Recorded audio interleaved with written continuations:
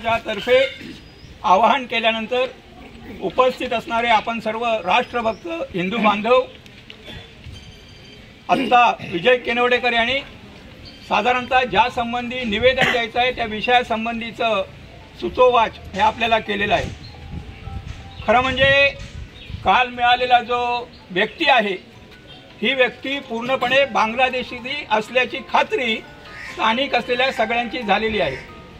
आता याचा शोध घेताना पोलीस यंत्रणा कायद्याच्या आधारे कसं घेतं हे आपण पाहायचं आहे, परंतु ही सगळी असणारी राष्ट्रद्रोही असणाऱ्या व्यक्ती ह्या कधी कायद्याच्या कचाट्यात सापडण्याचा प्रश्न फार कमी असतो आणि म्हणून या राष्ट्रद्रोही शक्तीला जर धडा शिकवायचा असेल तर कायदेशीर धडा मिळालाच पाहिजे, परंतु तो मिळण्यामध्ये जर अडचणी निर्माण होतील तर मग सकल हिंदू समाजाने राष्ट्रभक्त हिंदूंनी एकत्र येऊन व्यावहारिक दृष्टिकोनातून विचार करून सुद्धा त्याला ठेचलं पाहिजे, त्याला नमवलं पाहिजे, तरच याच्यातनं खऱ्या अर्थाने हिंदू समाजाला शक्ती निर्माण होणार आहे।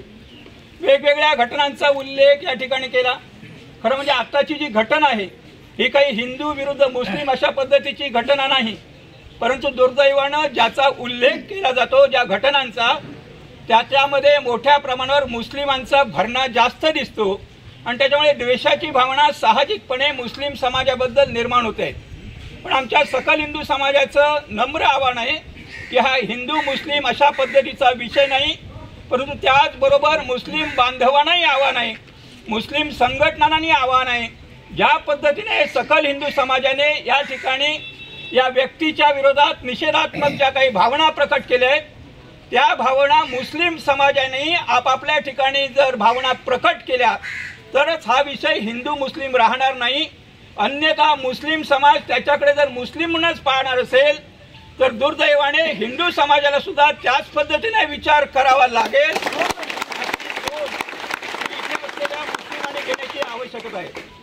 पोलीस स्टेशनला या ठिकाणी आमचं आव्हान आहे, खरं म्हणजे आपण अतिशय योग्य पद्धतीने या सगळ्या घटनेचा तपास करणार याची खात्री आम्हाला आहे, कारण सरकार हे हिंदुत्ववादी सरकार आहे आणि आमच्या दृष्टिकोनातून गृहमंत्री असणाऱ्या गृहमंत्र्यांवर सुद्धा आमचा पूर्ण विश्वास आहे। परंतु हे सगळं करत असताना कायद्याबरोबर अशा पद्धतीच्या घटना घडता कामा नये म्हणून आपली असणारी जी गुप्त यंत्रणा आहे त्या गुप्त यंत्रणेचा वापर करून योग्य पद्धतीने जर आपण कारवाई केली तरच अशा पद्धतीच्या घटना घडणार नाहीत आणि अशा पद्धतीच्या घटना घडल्या नाहीत तर जागृत असलेल्या हिंदू समाजाला आपल्या या परिसरामध्ये येण्याची आवश्यकता निर्माण होणार नाही। म्हणून आपल्याला विनंती आहे की आम्ही या ठिकाणी छोट्याशा वेळेमध्ये एवढ्या मोठ्या संख्येने एकत्र येत आहोत त्याचं एकमेव कारण आहे हे जे राष्ट्रद्रोही कारवाया चालले आहेत ते पूर्वी आम्हाला वाटत होत्या की आमच्या शेजाऱ्यापर्यंत आलेल्या नाहीत, आमच्या गावापर्यंत आलेल्या नाहीत। दुर्दैवाने या कारवाया आमच्या गावापर्यंत आल्या, आमच्या शेजाऱ्यापर्यंत आल्या आहेत अशी स्थिती ही वस्तुस्थिती आम्हाला दिसते आणि म्हणून वेळीच सावध हिंदू समाजाने झालं पाहिजे आणि याच्यासाठी वेगवेगळ्या जागरण सभा या आपल्या वेगवेगळ्या भागामध्ये घेतल्या पाहिजेत।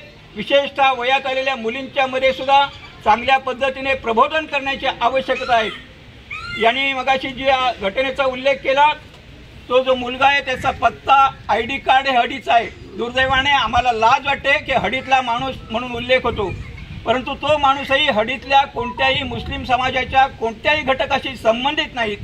त्याने आधार कार्ड हडीच्या आधारावर कसं केलं याची चौकशी पोलीस यंत्रणेने करण्याची आवश्यकता आहे आणि ज्या मालकाच्या नावावरच्या घराचा वापर केला आहे त्या माणसाला सुद्धा ते समजलं पाहिजे की अरे याने माझ्या घराचा वापर करून आधार कार्ड तयार केलं पाहिजे, त्याच्या विरोधात त्या पद्धतीने गुन्हा दाखल करण्याची आवश्यकता आहे। म्हणून आपल्याला पोलीस यंत्रणेला आमची विनंती आहे की सकल हिंदू समाजाकडून आमच्या मालवणमध्ये आमच्या सिंधुदुर्गामध्ये कोणत्याही प्रकारच्या वाईट घटना घडणार नाहीत, परंतु दुर्दैवाने राष्ट्रद्रोही कारवायांना आपण वेळीच जर थारा दिला आवर घातला नाही तर त्याला सुदैवाने सकल हिंदू समाजामध्ये जागृती निर्माण होते आणि या सकल हिंदू समाज नक्की या सगळ्या घटनांचा पर्दाफाश केल्याशिवाय राहणार नाहीत। अशी घटना येऊ नये याच्यासाठी आपण योग्य तपास करावा आवाहन देतो।